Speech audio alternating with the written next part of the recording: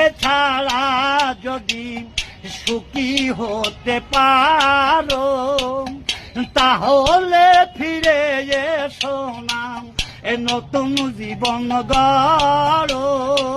ও হাসতে হাসতে জীবন কাটাবো, ওই এমন কেন হলো? নতুন সাথী পেয়ে বেঈমান এই আমায় গেছে ভুলে। নতুন মানুষ পেয়ে বন্ধু ওই আমায় গেছে ভুলে।